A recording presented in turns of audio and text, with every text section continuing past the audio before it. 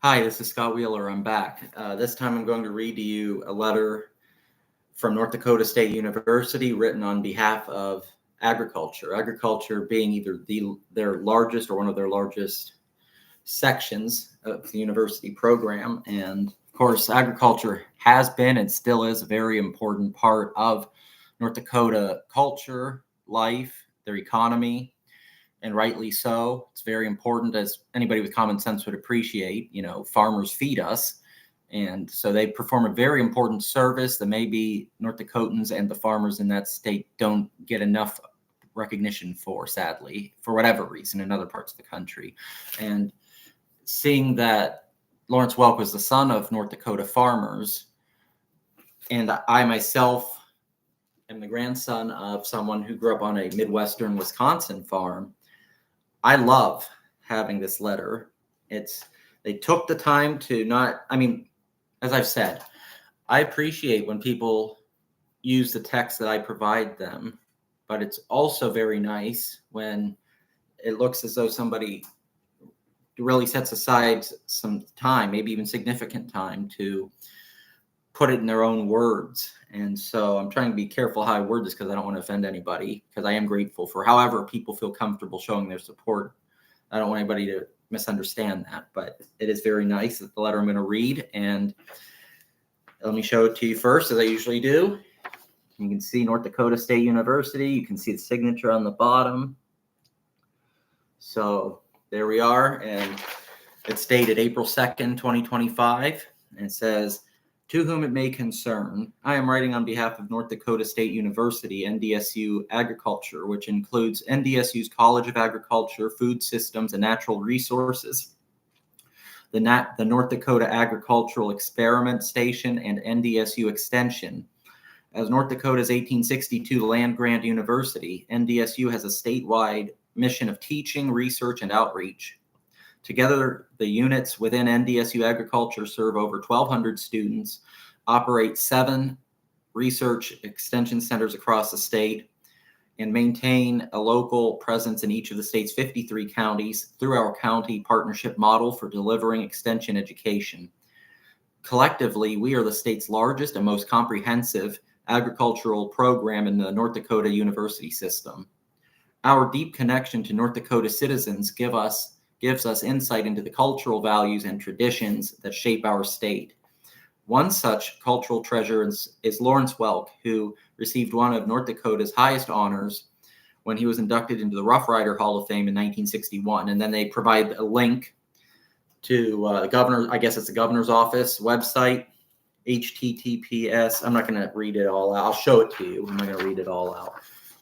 You can see, where are we at? Here with my fingers. Here we go. Where my finger is. You can see the link if you want to check that out for yourself. Today I am writing to express our strong support for officially recognizing July 2nd, 1955 as a significant date in American television history, the day the Lawrence Welk Show first aired on national television. This family-friendly program became a cherished tradition for many North Dakota families who gathered every Saturday evening to watch. North Dakota State University's relationship with the Welk family includes bestowing an honorary doctorate to Lawrence Welk in 1965 and serving as the recipient of his music library, including the original bubble machine, now housed in the university's archives. Now, let me pause for a moment. And in case you haven't seen the video where I talk about my family on my mom's side, their connections to the area around Pittsburgh, Pennsylvania, this is relevant because before Lawrence Welk had his long-running national show, he toured with his orchestra across many states across the country, the Midwest, Pennsylvania. He was in Boston and New York, I think parts of the South, Texas, for example, out west, Arizona, California. And so what stands out, especially for me, having the Pittsburgh area connections, is the phrase champagne music that was associated with Lawrence Welk. I believe it was originated in Pittsburgh when he was performing there at a hotel, one of the big hotels, and it stuck with him for decades after. That's part of his legacy. And so the bubble machine, I believe, is referencing a bubble machine that was in use when he was in Pittsburgh. And so that's a nice little a nice little detail that was included in the letter that I appreciate. And so I'll go back to reading it now. Even today, the Lawrence Welk Show continues to air on North Dakota Public Television, Prairie Public Television. That's the name of it, North Dakota Public Television. Their PBS is called Prairie Public Television, offering the citizens of our region a chance to walk down memory lane. The show's emphasis on positivity, family values, and musical artistry remains deeply meaningful, especially those with ties to the German immigrant agrarian communities where Lawrence Welk grew up. Recognizing July 2nd, 1955 as a significant anniversary would be a fitting tribute to Lawrence Welk's legacy and his contributions to music and television. Sincerely, Greg Lardy, and then the title that he has, Joe and Norma Peltier, Vice President for Agriculture. And so this is a tremendous prize for me to have a letter on behalf of the NDSU Agriculture Department. As you can understand, NDSU being the state university, that's a big deal. And then a department within that university, and then also a department that in that university that's very relevant, as I said, to the culture and to the economy of the state. That's really important. And so I appreciate that Mr. Lardy took the time to put this letter together and send it to me and make that very important contribution to my project that I will always treasure. I will always cherish this letter.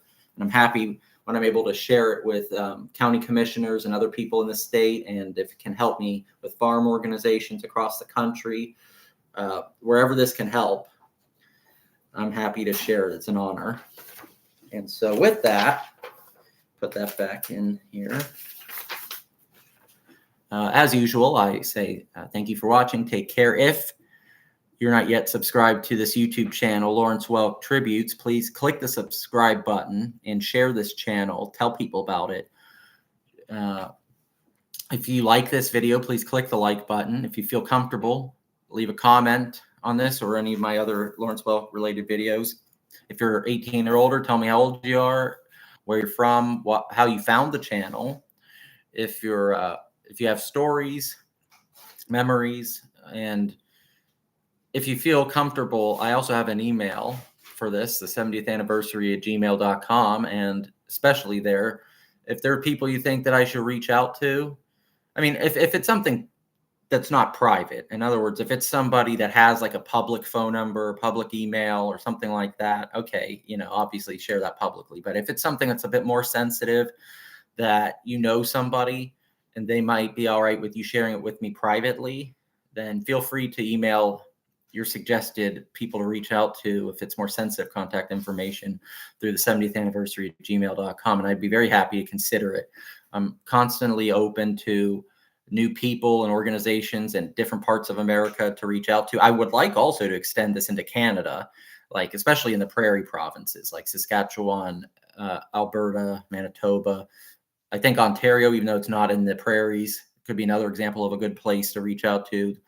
That they have areas that I think might be especially open to collaboration. I'd love to hear from Canadians. And if you're from anywhere else in the world, you don't have to be from the English-speaking world or from North America. You can also write to me and give me suggestions. And of course, subscribe to the channel and like the videos. But I'm going to try to move on to my next item that I'm going to read. Thank you for watching and take care.